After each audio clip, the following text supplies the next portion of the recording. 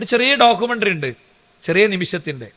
ഒരു പിഞ്ചു ബാലൻ ഇങ്ങനെ ഓടി വന്ന് അവന് ചോക്കെടുത്തിട്ട്, ബാക്കിയുള്ള കുട്ടികളുടെ ഒക്കെ പാരൻസ് സ്കൂളിൽ വന്നിട്ടുണ്ട്. അവൻ്റെ അമ്മ മരിച്ചുപോയി.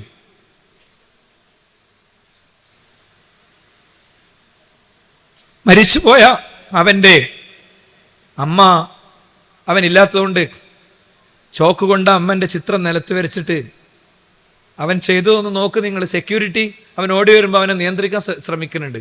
ജസ്റ്റ് ആ വീഡിയോയിലേക്ക്. من رحمة خالقنا وجدت عنوان الشمل الملتئم فالأسرة حصن وملاذ والأسرة من أغلى النعم إن صلحت أصلحت الدنيا عاش الإنسان بخير حياة عامل أبناءك بالحسنى رفقا ليحب الطفل أباه ولزوجك فضل وحقوق لتكون അവന് കിടക്കാൻ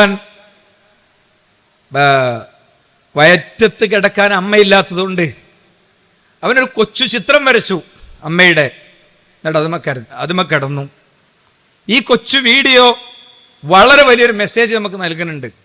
ഇത്രയുള്ളത്, നമ്മളെന്ന വ്യക്തി ഉമ്മയില്ലാത്ത ഉപ്പയില്ലാത്തൊരു ദിവസം നിലവിളിക്കായിരിക്കും. ഉറപ്പാണ്.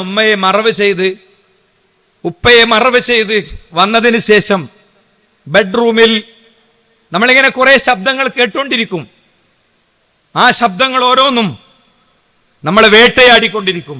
അതിൽ ചിലത് ഉമ്മയോട് നമ്മൾ തട്ടിക്കയറിയതായിരിക്കും, വാപ്പാനെ പറ്റിച്ചതായിരിക്കും, പ്രായത്തിന്റെ, ഫ്രണ്ട്ഷിപ്പിന്റെ, കൂട്ടുകെട്ടിന്റെ, സോഷ്യൽ മീഡിയകളുടെ, റീലിന്റെ, ഷോർട്സിന്റെ ഇടയിൽ നിന്ന് കിട്ടിയ മെസ്സേജുകൾക്കനുസരിച്ച് ജീവിതം ചിട്ടപ്പെടുത്തിയപ്പോ മോനെ അങ്ങനെയല്ല ഉമ്മാന്റെ കുട്ടി ആവേണ്ടത് എന്ന് പറഞ്ഞതിനോട് നമ്മൾ കാണിച്ച പ്രതിഷേധങ്ങളായിരിക്കും.